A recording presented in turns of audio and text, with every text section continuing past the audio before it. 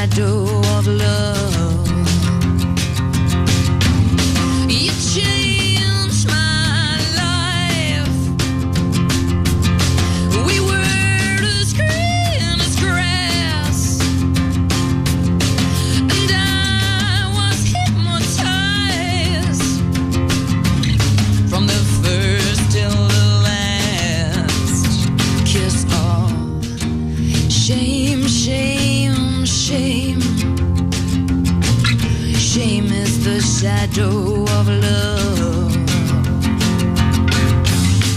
I jumped for you into the fire. I jumped for you into the flame. Tried to go forward with my life. Just feel shame, shame, shame. Shame, shame, shame. Shame is the shadow of love.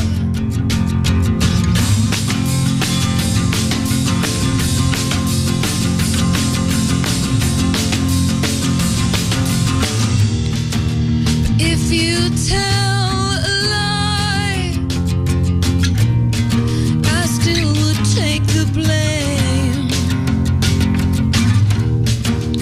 If you pass me by, it's such a shame, shame, shame.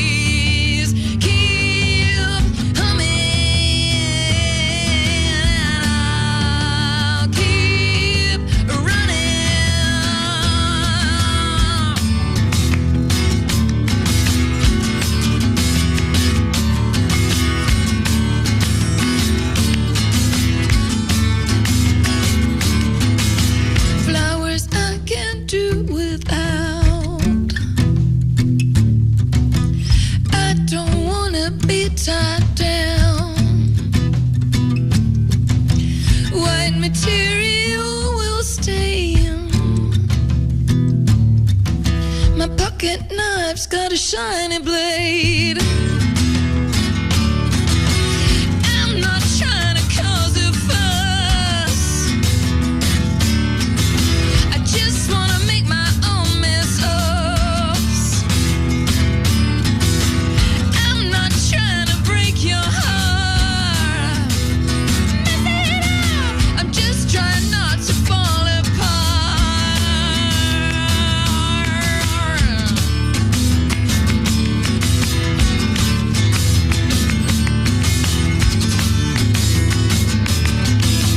SOS, wedding dress. SOS, the wedding dress. SOS, wedding dress. SOS, the wedding dress.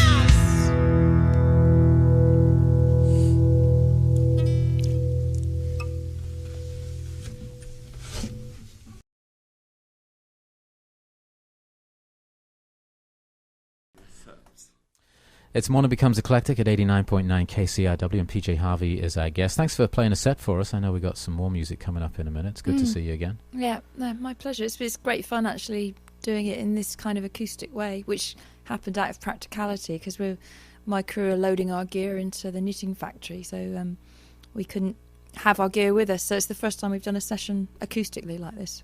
You know, the last time we saw you, it was the full-on electric set, and it's really intriguing to see songs played in a different way as well. Obviously, you know, the electric setup brings something else to the songs.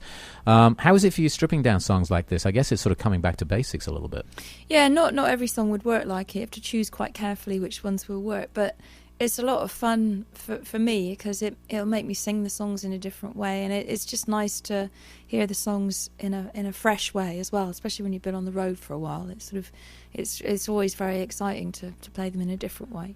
And you've been pretty busy this year, haven't you? You've been out touring. In fact, I think you just came in from Japan or something. That's right, Japan and Australia. We were at just before we came here. Yeah, the last 2 weeks of the tour were pretty full on. You know, it was a little bit too much really. I just went through so many time zones. I didn't know what day it was, what time it was. It didn't seem to matter anyway, you know. But we've had a little bit of a break, so I'm feeling a little bit better now.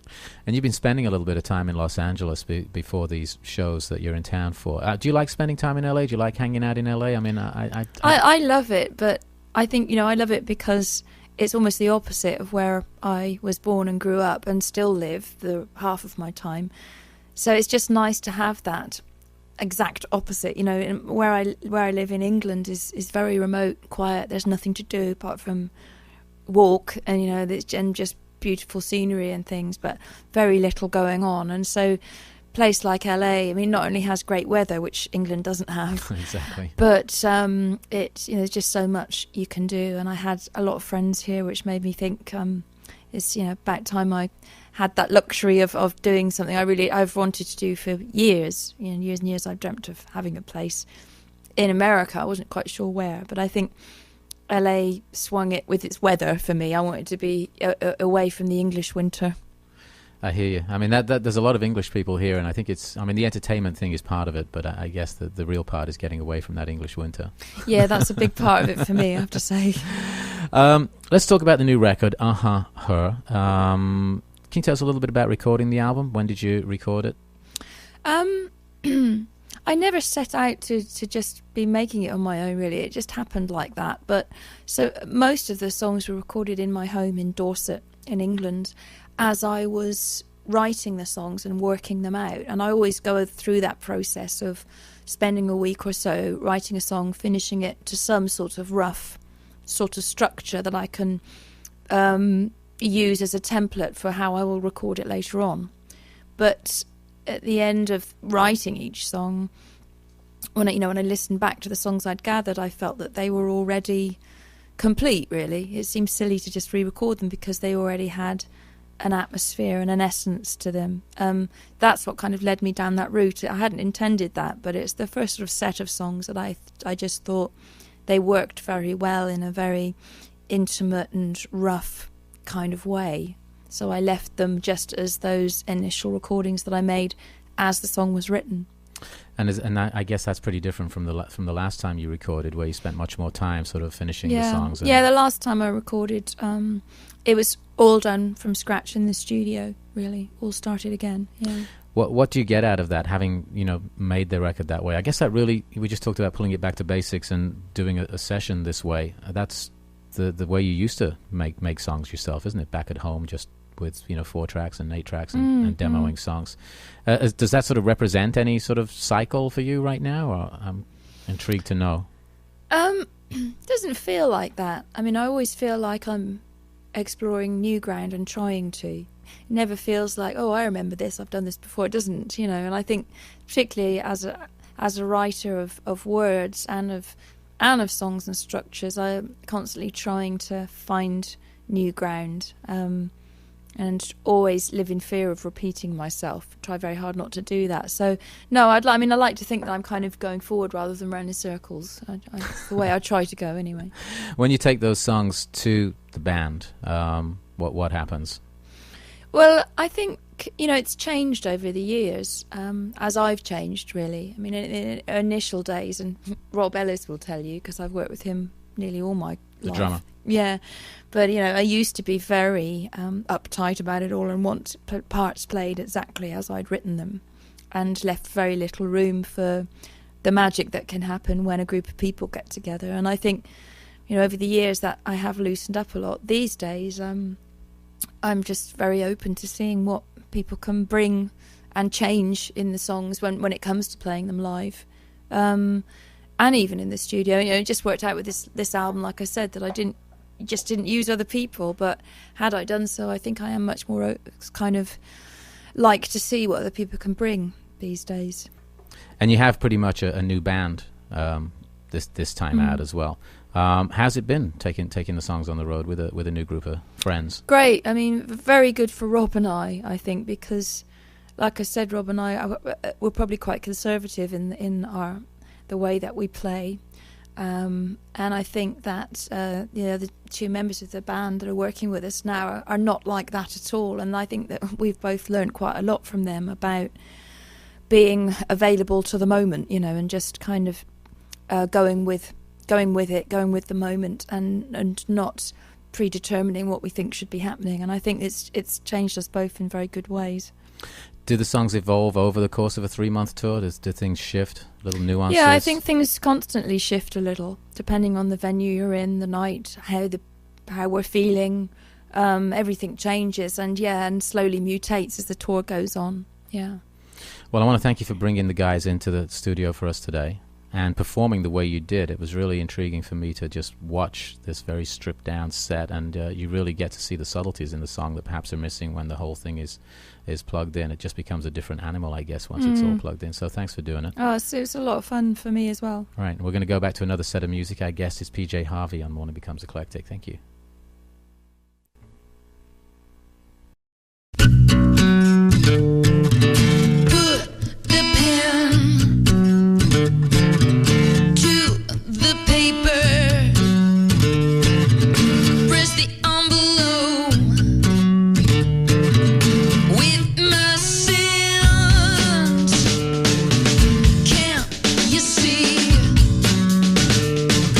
In my handwriting